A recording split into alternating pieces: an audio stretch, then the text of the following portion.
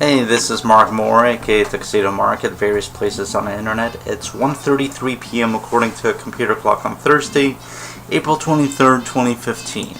And this is my review of original Sailor Moon anime episode number 46, Usagi's Everlasting Wish, A New Reincarnation. This episode originally aired in Japan on February 27th, 1993. A bit of trivia, that's exactly 4 years before I started the unofficial Captain N homepage. Anyway, this is the season finale of Season 1. In the upcoming episode preview, Usagi says, "I am Princess Serenity, and now in the name of..." Or, she's like, "I am Princess Serenity, and in the name of the moon, I will now seal you away forever." So there's a pre-title scene of Usagi arriving, at the base, and so Usagi's teleported in by Queen Beryl. Queen Beryl reveals that Momoro is under her control. She orders him to kill Sailor Moon. Usagi tries moon healing escalation, doesn't work because Queen Metalia's energy has permeated every pore of his body. So she opens up the star locket, and the melody and her words make him pause, and he reaches out and touches it, and it heals him. And then Beryl attacks him. He takes a rose and attacks Beryl. He mortally wounds her with his rose, and she mortally wounds him with some kind of black, I don't know, stalactite or stalagmite or whatever.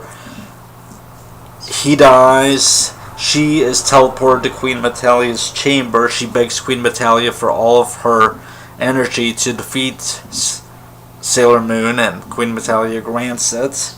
Beryl's transformed into Super Beryl, I guess. Usagi faces her alone after Moru dies, and she's using her moon stick, and Moonlight Densetsu comes on as the battle song, and I love Moonlight Densetsu, but the DeK English dub actually improved on the scene by putting in a song called Carry On, which is very powerful. Anyway, the other Sailor Senshi, Usagi calls on them to give her their strength right now, so they do. This is a very emotional scene, and they completely destroy Queen Beryl, or maybe seal her away, or whatever, as Usagi had said in the upcoming episode preview. But yeah, so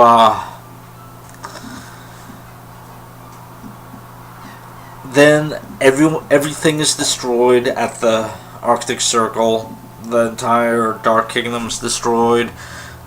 Everyone's bodies are destroyed.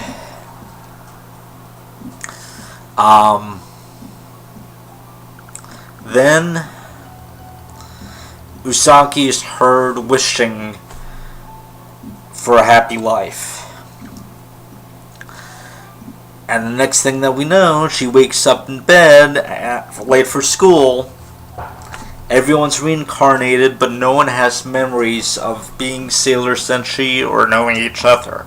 So, how does this affect the people on Earth? Did Usagi's family know that she was missing? They were seen looking out a window earlier, I think, but there was no indication that they were concerned about her whereabouts, and now the next day she's just waking up in bed like it's just another day. It's really weird, and the episode doesn't address it. But anyway, this is just a reincarnation with things going on as usual. Everything that did happen in the first season did happen. This is not a reboot, it's not a reset, because Mako is already in their town, and yeah, like Usagi passes by Mako, so she's already there. Minako's there, Ami's there, Rei's there, so it's like they seem to recycle a lot of footage from the first episode, like for the first day of school, but they also allude to episode 8 when they're checking the test scores. I don't know if it's the same footage, it's probably different footage, it's probably new footage, but a lot of the stuff did seem to come from episode 1, such as Usagi throwing the test and landing on Mamoru's head, and he looks at it, and she pulls it away from him and sticks out her tongue. But Naru's with her now. But it is a test that she did get 30% on, just like in the first episode, and this is probably what leads to some confusion. In fact, I admit I was confused too. But this doesn't seem to be like they're being thrown back in time. They're just... It's another day, and since they haven't met each other as far as their memories are concerned, a lot of the same stuff's going to happen again. Of course, we'll know their memories will be restored in a few weeks, but anyway, so yeah. Oh, and Luna and Artemis's bandages are off now. They were all bandaged up, but in the final scene, I guess they had healed by then. How were they reincarnated? It's not really made known, but one of the lyrics in Moonlight Densetsu is, "May God grant me a happy end." So that might have been what happened. Maybe God granted Usagi's wish. Who knows?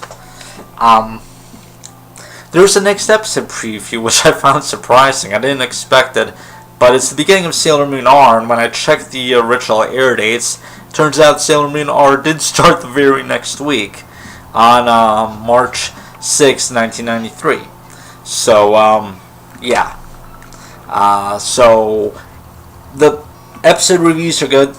Take a break for a while until the new Blu-ray set comes out, Season 2, Part 1. I think that's in June or July. So that's the end of my classic Sailor Moon episode reviews for the moment. I'll review the Blu-ray sets, I'll tell you what I think of them, but other than that, just Crystal until it's done. Yeah, this was a very emotional episode, and I'm tearing up at the moment, so, but anyway, it's, 1:42 p.m., and that's it. Thanks for watching.